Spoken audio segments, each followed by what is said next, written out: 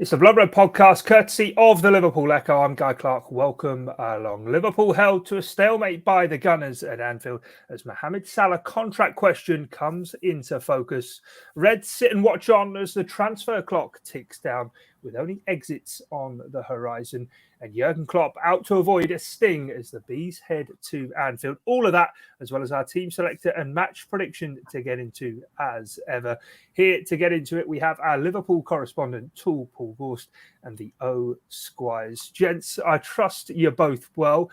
We're going to have to get into Thursday night's events at Anfield. Gorsty first up, and wasn't one for the purists, was it? It's not going to live long in the memory, as Jurgen Klopp said in his press conference today. No, it was dire, wasn't it? Really, as soon as Granit Xhaka got sent off, Arsenal had to kind of regroup, and then you almost got the impression that they were pleased with, not so much pleased to lose a man, but pleased that they were given the opportunity to justify a game plan of just getting 9 men behind the ball and digging in deep and defending and holding what they have and taking it to the Emirates. Arsenal are a team famed for their reserves of character and resilience and mental strength. So I think with more than 2/3 of the game to go, you thought Liverpool might have been onto a winner. And I agree with Klopp to an extent when he said that, he felt that the players took on a bit of unnecessary pressure once the sending off happened. It was almost like they had to take advantage of it to the extent where they were trying to put the entire tie beyond Arsenal to make the second leg almost an irrelevance. And that's all fine and well if your tails are up and you're flying and you're putting teams to the sword, but you didn't even create a half chance, did they, really? Adam Ramsdale made his first and only save from a shot on target in the 92nd minute. Minamino should score, and we should be sitting here today talking about how Liverpool got away with one and they weren't at the best and they've still managed to give themselves the advantage heading into the second leg. But it was a really, really poor night, and as I wrote in the verdict, not a good night for anyone who champions the claim that Liverpool have got decent strength and depth, because without the main men up front, they just look completely toothless. And this is a front line that wasn't Kate Gordon or Harvey Blair, as we've seen in other ties this season. This was Jota, Firmino, and their top scorer in the Carabao Cup, Minamino. So it was a really disappointing night. Yeah, definitely. It's not original, Theo, but I'll say it anyway. Xhaka sending off, proving another false positive for Liverpool. Can we just start again? Don't do that. Don't do that. We're trying to work out, is he suspended for the second leg or not? Is it just the one game? Because if he's suspended, it's more. I presume it will be at least 2, because it's not his first sending off. Would it not depend on what the sending off was for? It will depend what it's for. It'll be at least 2, though. It'll be at least 2, because he got sent off at the Etihad earlier in the season. So he's got at least a 2-game ban. It could be 3 or 4. So it's a double positive for Arsenal then, because they could be as defensive and boring like that at Anfield, and then they don't have to play him at the Emirates. Yeah. I slept well after last night because it was that dull. It probably sent me straight to sleep. Like Gorsty's just said, there wasn't really any positives out of it. Liverpool didn't create anything at all. The front three looked like a front three that hadn't played together before. And it was just one where you can't put Firmino out wide. You can't put Jota or Minamino really on the right because it's not natural to them. So it's the lesser of two evils, which ones you put there. And it just, they never linked up. There wasn't any threat of them ever trying to find this breakthrough. The fact that we're talking about the shot and stoppage time is the only one on target, and during the game almost getting excited about an overhit cross that nearly sailed in, or Minamino sky in the crossbar. It wasn't what you want to see from Liverpool. Like, they've got strength and depth, and they've got talent. They didn't stand up and make it count when they needed to. Like, we were doing all our pre-match stuff saying, "Oh, it's a big game for Minamino. He's going to get a chance to start, prove what he's about. It's a big game for Firmino. The other two aren't around. He's just been left out of the Brazil squad. He needs to come get some goals, show what he's about. He's got contracts up here next year. They've got stuff to play for." And none of them did. Did play into Arsenal's hands so that they could go so defensive, and Liverpool have had that problem before against the sides that just defend deep and have so many men behind the ball. But if you put a Manchester City against Arsenal yesterday, Manchester City win that comfortably. Manchester City always find a way to score a few goals against those sorts of sides, and Liverpool don't. And it's why they're behind them in the title race at the moment, and why they have got that gap between the two sides. You can say Liverpool need a bit more, whether that's in the transfer market or that, but they've got players coming back from injury now. Like, it was the strongest team Jurgen Klopp could play available to him, and we're in a position where we're saying maybe in a month's time, everyone at the moment is back from injury. Like, Origi's going to be back in the next couple of weeks. They're talking about even Harvey Elliott could be back training with the team in the next few weeks. And it's like, how much of a difference is that going to make when you look at these options here? Like, on the bench, Oxlade-Chamberlain was an attacking sub. Curtis Jones was an attacking sub, but you never had any faith that they're going to go and win you the game. Whereas Man City could make that sort of change. And it just gives only person who comes strength out of it is Mohamed Salah. Because his contract negotiations there, this is how important he is to Liverpool, because he's the one who wins them games out of nothing. It wasn't a positive game for Liverpool to get through at all. And the ironic thing about it all is Jurgen Klopp wanted the League Cup semi-final to just be one leg. He wanted it even more this year with all the COVID cases and everything. And now we basically had nothing game, so it is going to be decided off another 90 minutes. Yeah, definitely. Maybe we'll touch on that in a bit, and obviously, I suppose beginning of next week we'll have chance to look ahead to the second leg. But Theo rather stole my thunder there, Gorst. I was going to say square pegs in round holes on the right-hand side, no goals. The only winner, surely, from a 0-0 draw is Mohamed Salah's agent. Yeah, I wrote as much in the verdict, and Mane as well. To be fair, Liverpool just looked completely bereft of ideas, didn't they, without those two? And I was surprised at Jota, really. I don't think he's suited to that right flank at all. I think he played there for a portion of the game against Brentford as well, back in September, and never played really... against Man City, didn't he, last year at the Etihad when he went with that 4-2-4? Yeah, it's a strange one, really, because when Klopp goes 4-2-3-1, he tends to play Firmino as a number 10 and Salah as a number 9 and Jota off the right. And I'm not too sure what the thinking is behind that.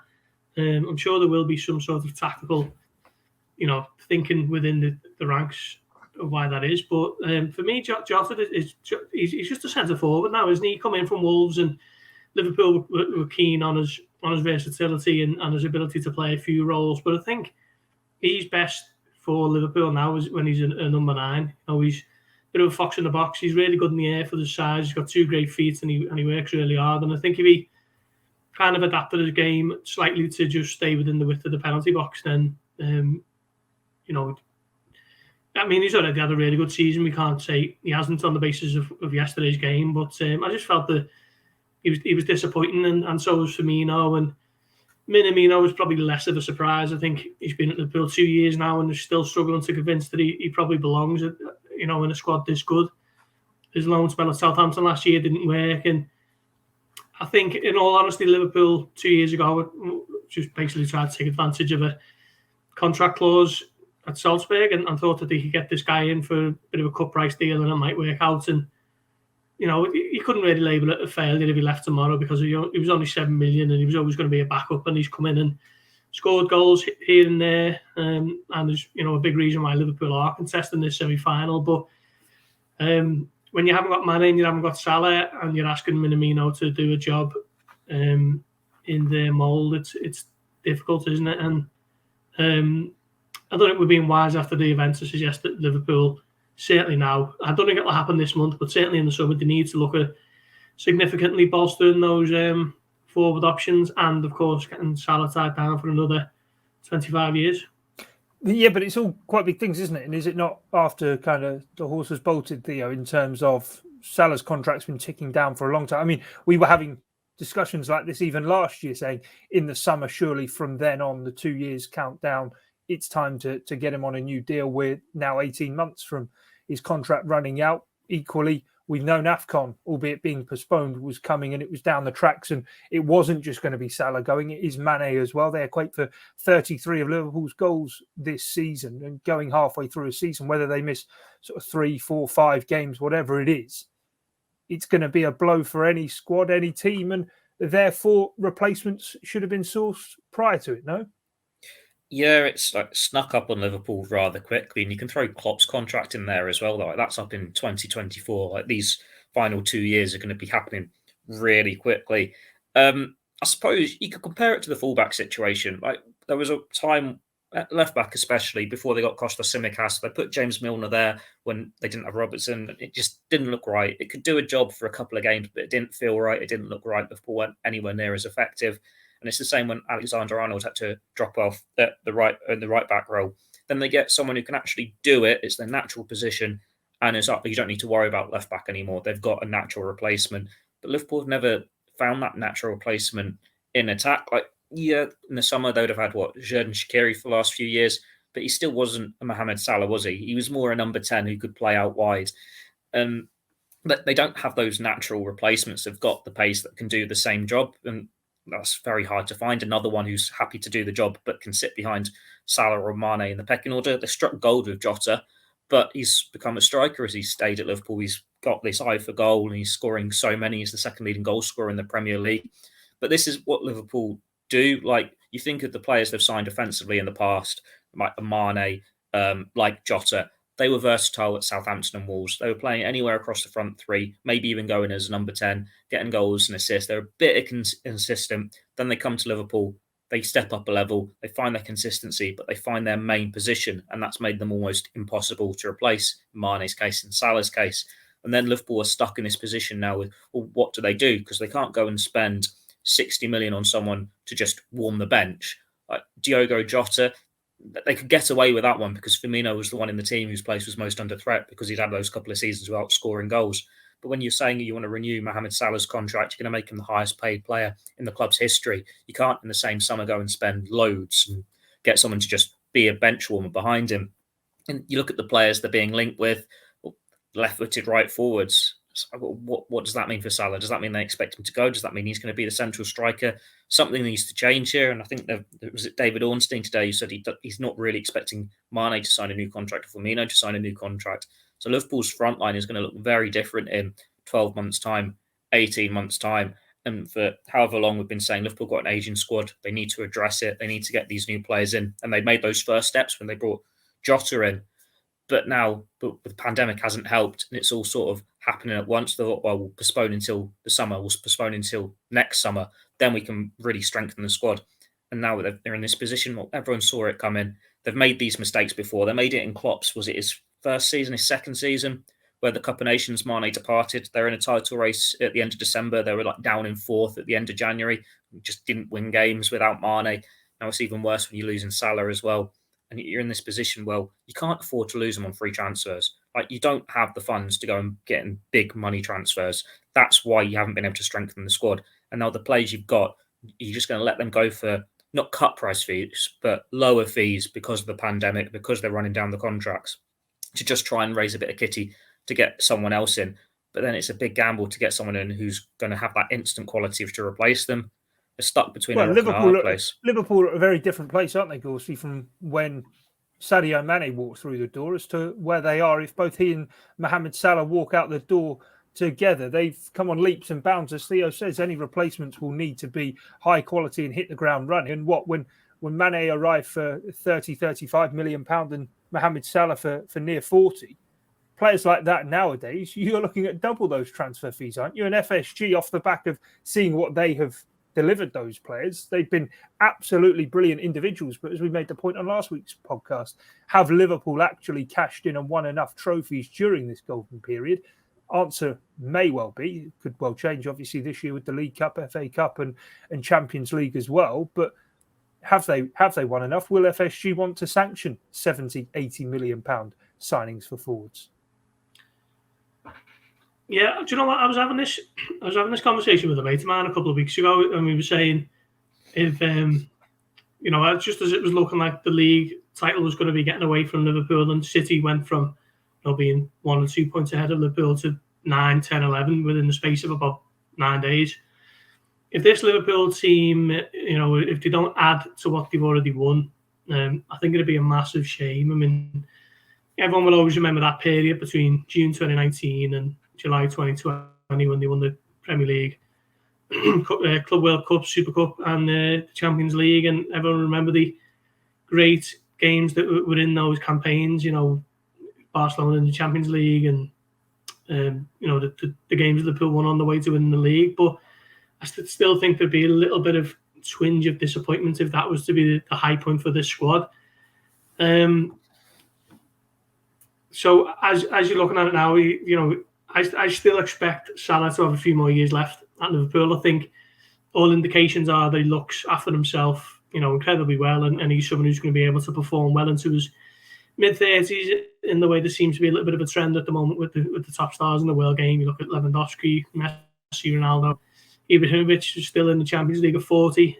So, you can, almost like 30 is the new, like, 26, 27, if you like, in terms of if you want to kind of look after yourself. Do you see that with Salah, though? Do you see, for me, we've made the comparison a bit in the past of assist and goal output in the Premier League.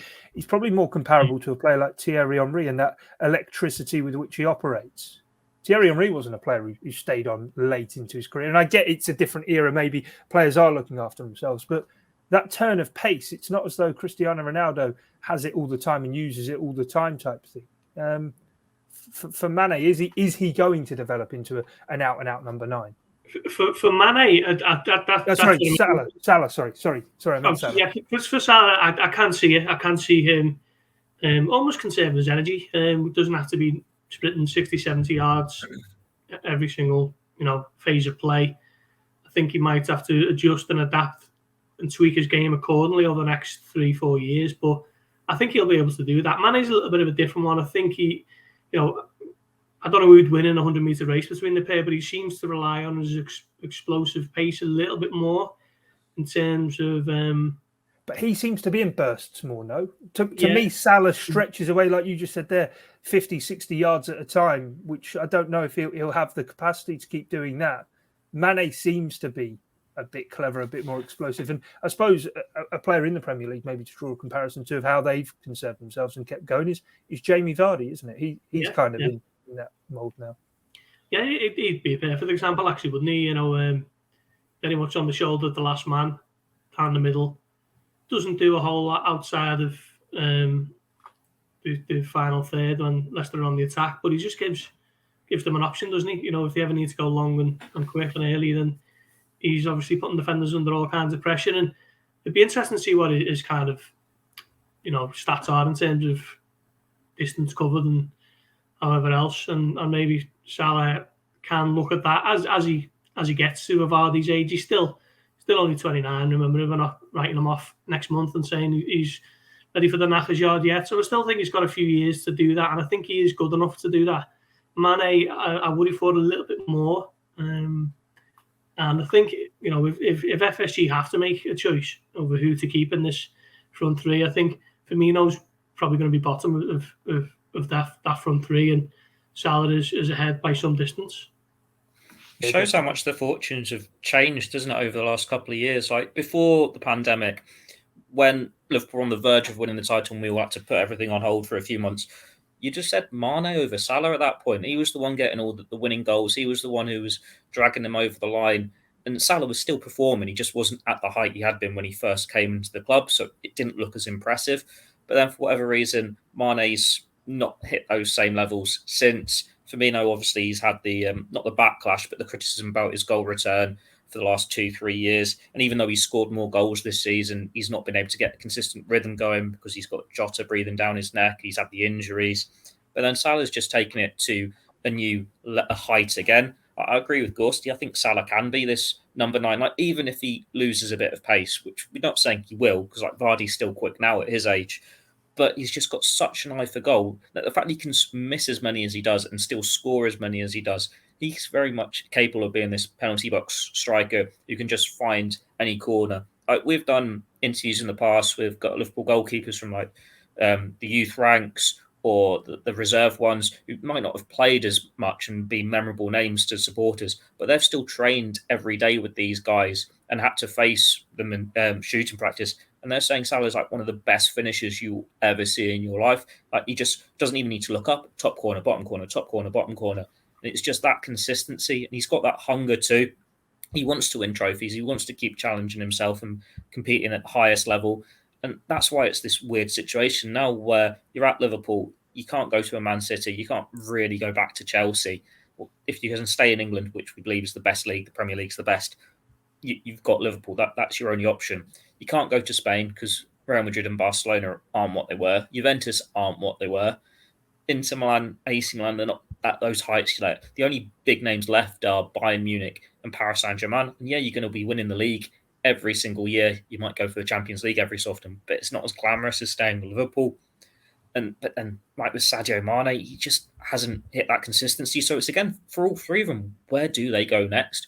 What happens? Like they're out of contract in 18 months. Do Liverpool have them see out the contracts like they did with Wijnaldum, like they did with Emre Can, not bring in any transfer funds, say what they've achieved for the club is enough to have paid off the transfer fee we paid for him in the first place, but then they don't have anything to go and get the next generation in? Do they have to just be in limbo for 2-3 years and wait for Harvey Elliott's and the Kay Gordons to be these natural successors? It's just a very strange situation they're in at the moment. Do the players themselves have to expect and respect the fact that they might well not be the first names and become squad options? Roberto Firmino's kind of fallen into that category this season. Who's to say a new wide left forward doesn't come in and a similar thing kind of happens to Sadio Mane? We'll have to wait and see. But last one I want to ask, Gorsty, because this is the week in which Mohamed Salah, keep mixing them up. Mohamed Salah has given this interview saying that he wants to stay at Liverpool. He's not asking for the world and believes that Liverpool could get something wrapped up. Jurgen Klopp's counter-argument is we're doing all we can and we want to get this done. 3 months down the line since we first really started talking that they're in negotiations. What's the hold-up? Well, I actually asked Jurgen Klopp this question today. And I didn't expect him to start saying, well, the issue is it's over image rights and it's this, that and the other, and he wants 5 million. I knew that wasn't going to happen, but I just thought, there might be some sort of inkling as to what the actual issue is. He seems relaxed about it. He says, it's what did he say? It's something like it's not like buying a smartphone. You can't just go in and sign a contract and walk out the same day. And I can't really give too much into what he said because this podcast is going out before the 10:30 embargo. But he did seem relaxed about it. I know it's nothing really to do with him in terms of the negotiations and the specifics of the deals, but he'd be absolutely desperate, wouldn't he, to make sure that this is resolved sooner rather than later. He doesn't want to be getting asked about it from the likes of us. He doesn't want to have it lingering over the squad or Salah or him, and he wants a clear mind of Salah to go out and do the business every week. As do the Liverpool fans, and as according to GQ magazine, which Salah spoke to this week, so does he. The interview was given before Christmas. I think that should probably be mentioned. They're obviously a monthly magazine, aren't they? So they do their interviews ahead of time. But it did say in the piece, if you read it, that he was on 19 goals at the time of writing. He's now up to 23, I think. So his 19th goal was before Christmas, and maybe a lot has moved on in the 5 weeks since, or maybe it hasn't. I think once Salah is back from this Africa Cup of Nations, I think FSG, whoever sorted out Michael Edwards and his team, they've just got to make this an absolute priority because he wants to stay. He's indicated that a few times in public now, and the fans want him to stay. And if he's allowed to speak to teams outside of England in 12 months' time or to pre-contract agreement, which is becoming a little bit of a trend for the biggest names in world football, isn't it? Then there'll be an absolute mutiny from the supporters, and rightly so. Yeah, Liverpool proven though they won't cave to demands, haven't they? Theo? They did it with Gini Wijnaldum. He likewise seemingly wanted to stay, but they wouldn't sanction the deal that he wanted, and they were prepared to watch him walk out the door. Let's move on to the transfer window as a whole, though. Theo, Gorsty, I know you've got a podcast with our very own Matt Addison coming out talking about kind of the lay of the land through the January transfer window. So I'll put this one to you, Theo, before we move on to the match. Expect anything this month, or maybe just the odd outgoing? Just the odd outgoing. I don't think there seems to be any movement from Liverpool at the moment. Jurgen Klopps hinted as much. Like he was asked about what vaccination status would mean for transfers a few weeks ago, and he admitted that he didn't really think properly about giving an answer because they weren't close to doing anything. In another press conference, he said the perfect January transfer for him is one that you tried to get done the summer before or one that you want to do the next summer. So Liverpool, if they wanted to do a signing, when they knew they would have these injuries in midfield, which they've had for a number of months now, and they knew they'd be losing Salah, Mane, and Kane to the Africa Cup of Nations, something would already be lined up. It would take a desperate set of circumstances now for him to dip their toes into the market, like we saw last year. Like they didn't make that move for the centre backs until Joel Matip was ruled out for the season as well, when they brought in Davis and Kabak. And let's be honest, when they've made these knee-jerk signings in the past with those two and Stephen Colker as well, they've not been these great successes. Like Liverpool's transfer way of doing things, it works so much better when they've got that foresight, when they've got that forward planning, and it can have proper scouting and players looking at them for a year, 18 months, and go, yes, now is the right time to bring them to the club. It's not going to be a case of they want someone to just fill a gap for a couple of months because they've not got Salah and Mane for a couple of weeks now. Like I said earlier in the podcast, we could be in a position in a month's time where you're saying everyone in that squad's available again, unless you get any new injuries. And then you're talking about Harvey Elliott, like a new signing, who can go into that front three, can go into the midfield, can push forward, open up defences, and that could be a solution to it. You look at the squad, and there are a couple of players that you could still move on. Like Nat Phillips, he's the obvious one, isn't he? He needs game time, can bring in a bit of money. Divock Origi, at the moment, you wouldn't want to let him go. Liverpool need him at the moment. He's one of those players that you do actually have confidence and you can throw him in when you need a goal and he can win you a game. He's horrendously inconsistent, which is why he's never nailed down that starting place in a Liverpool team, but he's still a match winner when you need him to be. So the sooner he's back from injury, the better. We know his contract's up in the summer, but I think there's an option on it, so he could stay for another year anyway. It's going to be limited business. Liverpool will have to have a real opportunistic signing come to them for them to dip the toes in now, whether it's, I don't know, a player who's out of contract in the summer and they can suddenly get him for a cut price fee with a couple of days left in the window because his club got twitchy and want to raise a bit of money for him, or something like that. But as it stands, you wouldn't be surprised if it was as you were from Liverpool. Yeah, of course, I don't want to spoil your chat with Matt coming up, but I suppose is it time for the policy? Let's look ahead to the summer, even not in this January. It's not going to happen, is it? But is it time for the policy to change of sell to buy and be sustainable and profitability and all of that on the balance sheet? And what is it going back to the summer of 2018, where actually Liverpool dug their hand into their pocket 4 years on? Time to invest once more, is it? Yeah, I think this sell to buy theory is not quite as prevalent as some fans would like to think. I think last time Liverpool lost someone who didn't really want to leave was Philippe Coutinho, and what's that, 4 years ago now?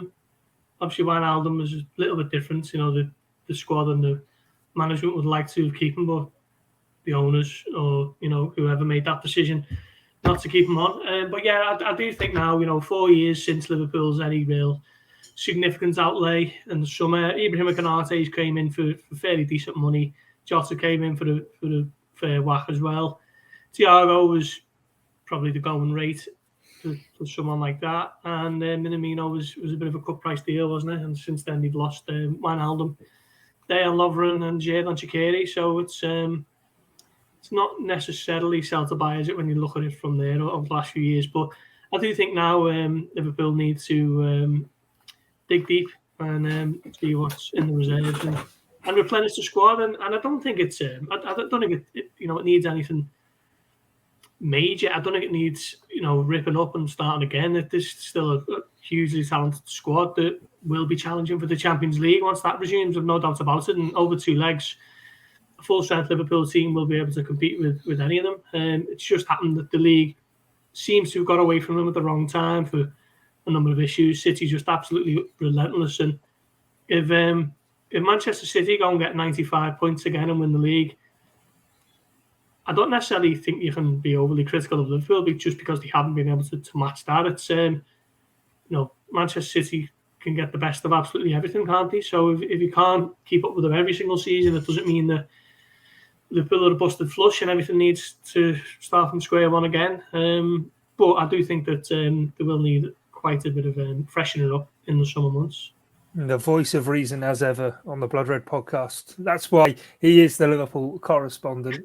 Just makes you at ease at ease, even when things aren't maybe going as well as they should have. And on that, let's talk about the action to come on Sunday. Brentford heading to Anfield after beating Newcastle in the middle of December. Gorst, it was 8 wins in a row. Everything was fantastic. 1 win in 6 since, though, and that coming in the FA Cup against a side in League One. What's gone wrong? Is there any quick fix? Well, the COVID situation didn't help, did it? Liverpool were without Van Dijk, Thiago, Fabinho, Curtis Jones, particularly Jones at a time when the midfield options were really stretched. Where Keita was injured, I think. Thiago come back from COVID and then got injured and hasn't played since. And then obviously you've got Mane, Keita, and Salah going off to AFCON at a time when Alisson Becker, Roberto Firmino, and Joel Matip have also been out with injuries. So if you look across that kind of concentrated spell of injuries over the last 4 weeks, or absences as well, it's been difficult, hasn't it? Liverpool were really poor against Leicester. No question on that one. I thought they played well in parts at Chelsea, and drawing 2-2 there is a decent result. Had Liverpool come back from 2 goals down, you wouldn't be looking at that result in the same way as it perhaps is now. Tottenham was a tough one, wasn't it? That could have went either way. And look, let's be honest, Liverpool are now playing bluffer teams here. Tottenham away and Chelsea away and Leicester away. They're all really difficult. Not sure about Tottenham, but hey. Pride of North London. So it's just a bit of a collection of things, really. The injury list and the timing of certain fixtures, and it's all just kind of rolled into one at a time when Manchester City have won 11 games in a row. 11 games in a row is, it's incredible, really. It's nearly a third of the season, isn't it? I'm with you on what you said before. I think if any team goes and wins 10, 11 games in a row during the course of a season, you've got to sit back and say, well, they've laid down the gauntlet, haven't they? Everyone else keep pace. I don't think Liverpool will finish below second either. I think they'll finish above Chelsea. I think there's a scenario where Manchester City beat Chelsea coming up and Liverpool win their game in hand, and if they beat Brentford, that put them 5 points clear. Obviously, it doesn't quite work that way, but you know what I'm getting at. Don't think Liverpool are in any danger of certainly finishing below third, and I think they'll finish above Chelsea, and that would not be a disastrous Premier League season, would it? Let's be honest. I suppose it would be more of a concern if Chelsea had pulled away as well. But the fact that Liverpool and Chelsea have both had all these COVID cases at the worst time, let's be honest, it's when your fixture list is at its most busy, when you need to rotate, and they haven't been able to, and they haven't really had too many games called off either. They've both dropped a similar amount of points, and it just so happens they're against the one team in the country, maybe even in Europe, that can afford to take on such a loss of players because they've got that added strength and depth. Yet they've not lost any players to COVID or anything. They've managed to balance it really well. We're all feeling doom and gloom about it now, but there's nothing to say that City wouldn't get a COVID case themselves at some point and then lose a few games and open it up again to Liverpool and Chelsea. It just so happens that they got the luck of the draw. They had all their players available. They could rotate. They had the strength and depth anyway. And it did just cost Liverpool and Chelsea at the same time. There's 1 point between them. Liverpool played a game less. Chelsea have won 1 of the last 5. Liverpool have won 2 of the last 5. They both dropped points at the same time. And you're not looking at Chelsea's squad saying they're desperate to sign X, Y, and Z. They've just been unlucky with injuries and COVID as well. It's a shame because 6 weeks ago, this was shaping up to be such a good Premier League title race. And the pandemic and COVID has just taken that away from us. And now you're looking at Liverpool and Chelsea to at least make it respectable, to get back within a few points again. And they've both got to go to the Etihad. They could open it up again if they can go and win at the Etihad, but there's still a lot of points to make up there. But then it's one where this is what City do. They've changed the landscape completely. They do go on these crazy runs. When Liverpool lost out on the title by a point a few years ago, didn't they win 18 of the last 19 games in the season? I think the only game they lost was to Newcastle. They just don't give drop points in those And circumstances. That was in January, wasn't it? Yeah. I'm pretty sure it was in January, that Newcastle game as well. Exactly. Yeah. The one time that they didn't reach those standards was the year where Liverpool was so good anyway that they won the league. So not really been able to see them go head-to-head properly for a whole season since that campaign, and that was 2018, 2019. That Pep Guardiola has just got great resources at his disposal. And what makes it even more bitter, I suppose, is it was after a summer when they didn't get Harry Kane, when they seemingly don't have a striker, when they've just sold Ferran Torres as well. Well, they're still the best by far in England, potentially in Europe, without that striker, when they've got so many good attacking midfielders. Yeah, this was the year everyone else was meant to have a chance, wasn't it? Yeah. But anyway, it just turns out Man City are very good at football, considering they've been very good at football for 4 or 5 years now. Who knew? Yeah, no, let's talk less about them, though. Let's talk about the game with Brentford before we get on to our team selector and match prediction. And Gorsty, I'll throw over to you on this. Jurgen Klopp, I think the quote you said in his press conference today was he expects a fight with Brentford at Anfield on Sunday. They were left with a bloody nose after the first encounter of the season, weren't they? That 3-3 down at Brentford. They were, yeah.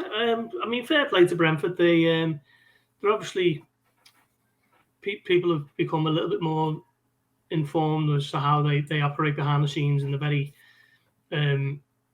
astute in terms of the analytical dives. And Matthew Benham has got a background in that, hasn't he? And I know he worked quite a lot with Ted Knudsen, who's StatsBomb CEO, who now work with Liverpool, of course.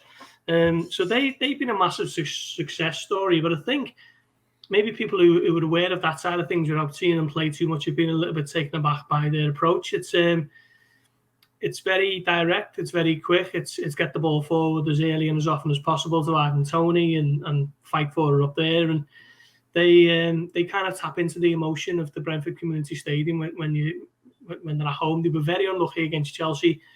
They were a little bit unfortunate against Man City as well, to be fair. City only had one real chance and took it with was it Foden just after Christmas or just before Christmas. Liverpool were undone there, weren't they? And I think Brentford might have a similar game plan if they can, to kind of overload the back posts. And Trent Alexander-Arnold at times was fighting 3 against 1. And that was where Brentford got a lot of their joy that day. I suppose the difference is coming to Anfield and doing that. And Liverpool will ensure that they won't be able to do the same thing. But I do worry a little bit just because of how bereft of creativity Liverpool looked on Thursday night. If they were creating chances and missing them, you wouldn't be too worried. But they didn't have anything, did they? Other than the Minamino miss, there wasn't anything that you think would be scoring high on the old XG chart. So Liverpool have got to massively improve. And the home game against Brentford is quite a kind one, shall we say, in terms of getting back to winning ways. Jurgen Klopp made a comment in his press conference as well. I want to just pick up on kind of what you said there as well, Gorsty. And Theo, you come in on this of kind of speaking, Liverpool were lacking creativity, but he said playing against Brentford will be at Anfield, that will help. Well, on Thursday night, a night game under the lights, normally the kind of atmosphere that Anfield comes alive, it didn't, Theo, but it feels as though this Liverpool team at the moment lurching along a little bit, 1 win in 6, maybe it is that they need the home crowd to energise them rather than the other way around. Because against Arsenal, the moments where they had Arsenal on the ropes was when the crowd then got into the game, and it did sort of seem to help the players. But otherwise, when the atmosphere died down, it all fell a bit flat. Well, we saw it in the Leicester quarter-final. Liverpool won that game because of the crowd. The crowd got them back into it. They really rose to the occasion, and they just enjoyed a good game of football. In a game that, going into it, they probably weren't that bothered about. At the weekend against Shrewsbury, that was a game they weren't bothered about. There was no atmosphere at all, and they sort of stumbled through that without creating much. For whatever reason, whether it was being subdued about lack of signings, about Salah's contract, it wasn't the same intense atmosphere last night. Like, they had the moments where they got behind it, but it still felt a bit half-hearted. And it's one where, Brentford could be another one of those games. It's like almost a lazy Sunday kickoff, isn't it? The earlier kickoff. And it's like, you need them to be up for it. Liverpool need to start well and get an early goal so the crowd can get behind them and then go and do this big victory. But yeah, it's just not clicking for them for whatever reason at the moment. After a year without the fans, it felt like they could have all this power for again and go another year without losing at home or just winning every game. It's just not quite happened. There's something there that's not quite clicking. But then this Brentford game could go either way. Like Brentford come into Anfield, that's what I think it's their first real big away day. Like they've had Tottenham a few weeks ago, but I don't think they've been to the Etihad. I don't think, or maybe they have just been. No, they haven't been to the Etihad. They haven't been to Stamford Bridge. They haven't been to the Emirates. They haven't been to Old Trafford. It's their first real test, and then you see what these newly promoted sides are about, don't you? Whether when they go into these big games, do they rise to the occasion and get points in a game they shouldn't do just because they're getting this big away day, or do they roll over and get battered 4-0? They got battered 4-1 by Southampton in the week at St Mary's, but going to Anfield is different for them. So they could rise to the occasion, or Liverpool could just silence all the doubts, go and put a few goals past them and go, yeah, we were poor against Arsenal, but now we've got players back from injury, we've got players with a point to prove, and give that reward to the fans. We'll find out on Sunday, but it's one where it's not going to be too comfortable if the 3-3 draw is anything to go by. I think they've only won twice away from home so far this season, Brentford, but they haven't had that big test yet. So it's very anxious going into it. Yeah, let's wait and see how it plays out. Right, let's get into our team then. I feel confident enough to take the goalkeeping position once again. Alisson Becker can have that role. Gorsty, what's your back four? Yeah, probably not too different from Thursday night, to be honest. That is Liverpool's strongest back five on paper for me, isn't it? Trent on the right, Robertson on the left. You can make an argument for Tsimikas, but still would go with Robertson over him if you put a gun to my head. Van Dijk and Matip. Although Konate's been in decent form as well, to be fair. Yeah, on that, just therefore preempting maybe a strong lineup.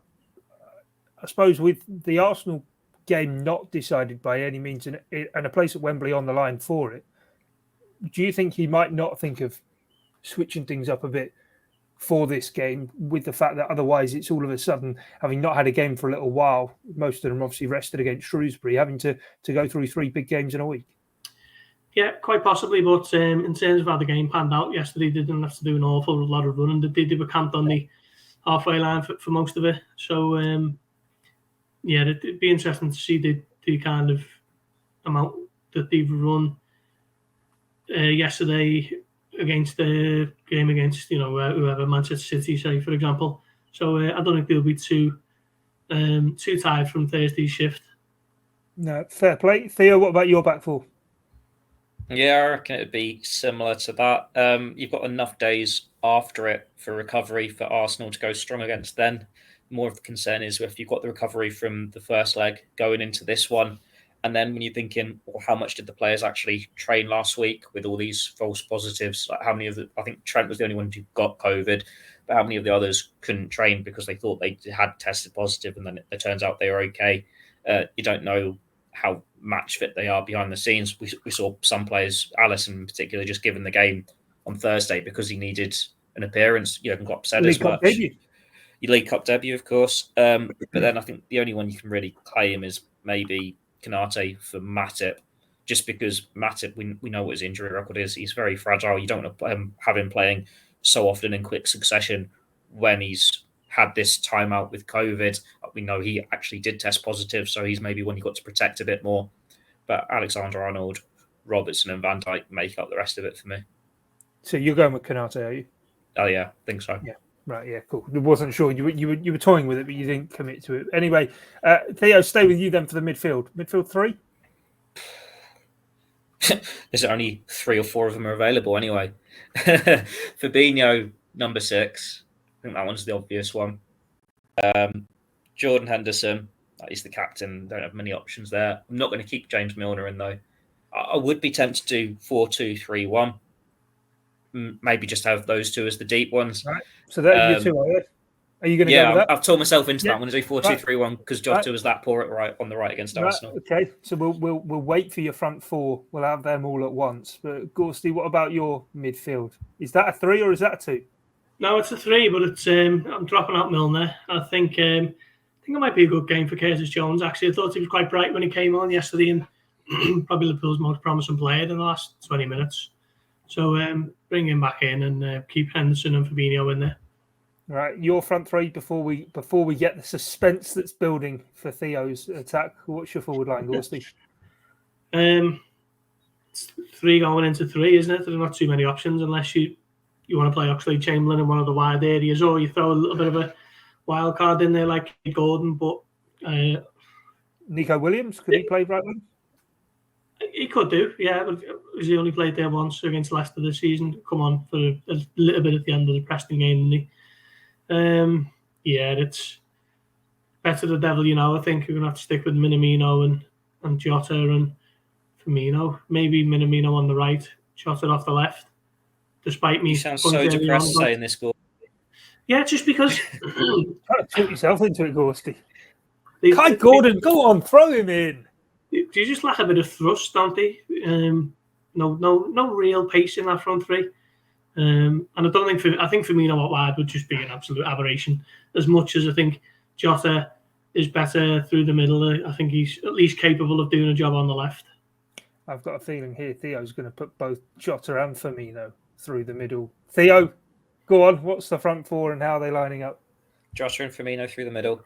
Yep. Jota in front of Firmino. Minamino on the left and Oxlade-Chamberlain on the right. Harsh on Curtis Jones. He did do well when he came on, but when we've seen him in the front three in the first team, he's not looked as comfortable as he has in midfield. He can come on and be a bit more controlling in the second half. There is that temptation to put Cade Gordon in there just because he's the natural fit for that right forward. But he's a teenager. He's only played for the team twice just because he scored against the League One side. Maybe it's time for him to have a Premier League debut off the bench. That it could be the sort of game that you can make that decision. But Oxlade-Chamberlain, he's got that experience of playing in the right before. You'll know better than us. 10 years ago, yeah. Yeah, it might have been 10 years ago, but he's still done it. He's still got that myth that he's got a bit of pace about him. Whether he actually doesn't, because we haven't seen it for a while, who knows? But it's still a position that he can do. And at least then you've got your goal scorer up front. It means they can still have an off day and you still think something could fall to Jota and you could win you the game. Yeah, I thought against a direct team, maybe Ox could have been a guy to play in the midfield and or run about the place as he often does at Anfield. But alas, you guys haven't selected that. Before we go then, predictions. Gorsty, what's the score going to be? Back to winning ways, 2-0. That's with certainty. Theo? I'll keep being positive with these, and Liverpool are rubbish, so I'm going to say 2-2 and hope that it works the other way. Right, brilliant way to end the pod. Cheers, Theo. You can always trust and rely on you, mate, for the upbeat ending, even when Ian Doyle's not about. But anyway, right, that's all we've time for on this edition of the Blood Red Podcast. Do remember the agenda with Gorsty and Matt coming up over the course of the weekend, talking through the state of play with Liverpool in the transfer window and ahead of the game at Anfield behind enemy lines. Also, another pod offering to come your way here from us on the Blood Red channel. But from myself, Guy Clarke, Theo Squires, and Paul Gorst, thanks for your time and your company. Bye.